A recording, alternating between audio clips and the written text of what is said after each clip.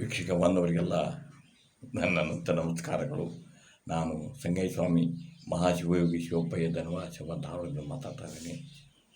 ಏನು ರೀ, ಇವತ್ತಿನ ವಿಷಯ ಏನಪ್ಪ ಅಂತಂದ್ರೆ ಕಫ, ಕೆಮ್ಮಿನ ಸಮಸ್ಯೆ, ಗಂಟಲಿನ ತೊಂದರೆಗಳಲ್ಲಿ ಈ ಇದನ್ನು ಔಷಧನ ಮಾಡಿದರೆ ಭಾಳ ಒಳ್ಳೆಯದು. ಏನು ರೀ, ಇದು ಆಡುಮುಟ್ಟದ ಬಳ್ಳಿ ಮಾಹಿತಿ ಹೇಳ್ತೀನಿ ನಿಮಗೆ. ಅದಕ್ಕೆ ಪೂರ್ವದೊಳಗೆ ನೀವು ಸಬ್ಸ್ಕ್ರೈಬ್ ಮಾಡಬೇಕು, ಲೈಕ್ ಮಾಡಬೇಕು, ಶೇರ್ ಮಾಡಬೇಕು, ಮಾಡಿ ಗ್ರೂಪ್ ತುಂಬಿದ್ರೆ ಇನ್ನೂ ಅದ್ಭುತ ಮಾಹಿತಿ ಹೇಳ್ತೀನಿ. ಮತ್ತು ಯಾವುದೇ ಥರದ್ದು ಸಬ್ಸ್ಕ್ರೈಬ್ ಮಾಡೋದ್ರಿಂದ ಅಥವಾ ಲೈಕ್ ಮಾಡೋದ್ರಿಂದ ಶೇರ್ ಮಾಡೋದ್ರಿಂದ ನಿಮಗೆ ಯಾವುದೇ ಥರದ ಕರೆನ್ಸಿ ಕಟ್ ಆಗೋದಿಲ್ಲ, ದುಡ್ಡು ಕಟ್ ಆಗೋದಿಲ್ಲ. ದಯವಿಟ್ಟು ಮಾಡಿ ಗ್ರೂಪ್ ತುಂಬಿರಿ ಅಂತ ನಿಮ್ಮಲ್ಲಿ ಕೈ ಮುಗಿದು ಕೇಳ್ಕೊತೀನಿ.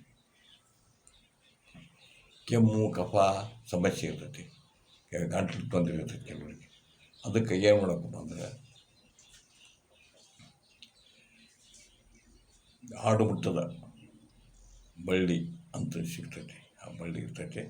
ಎಲೆ ರಸವನ್ನು ಎಲೆಗಳನ್ನು ಅರೆದು ರಸ ಮಾಡಿ ಅದಕ್ಕೆ ಜೇನುತುಪ್ಪ ಸೇರಿಸಿ ಸೇವಿಸೋದು.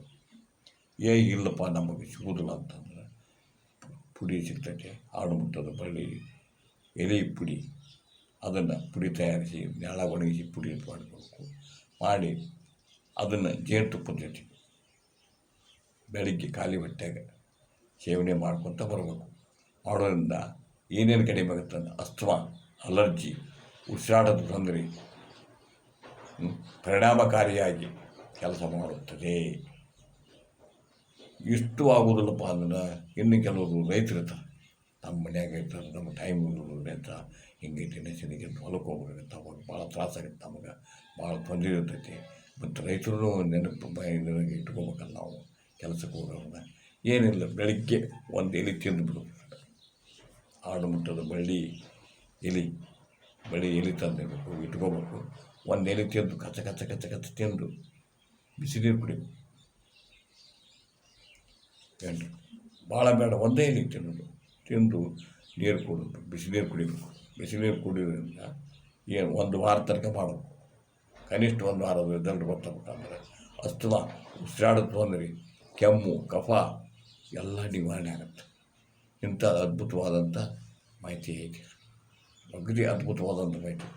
ಏನೈತಿ ಹೇಳ್ರಿ, ಆಡುಮುಟ್ಟದ ಬಳ್ಳಿ ಎಲೆನ ಅರೆದು ಅದಕ್ಕೆ ಜೇನುತುಪ್ಪ ಸೇರಿಸಿ ಸೇವಿಸುವುದು.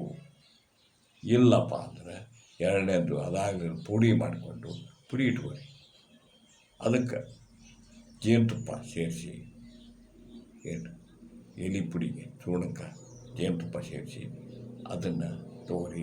ಯಾವಾಗ ಬೆಳಿಗ್ಗೆ ಖಾಲಿ ಹೊಟ್ಟೆಗೆ ತೊಗೋಬೇಕು. ಇವನ್ನೆಲ್ಲವನ್ನು ಬೆಳಿಗ್ಗೆ ಖಾಲಿ ಹೊಟ್ಟೆಗೆ ಮಾಡಬೇಕು. ಆ ನಂತರ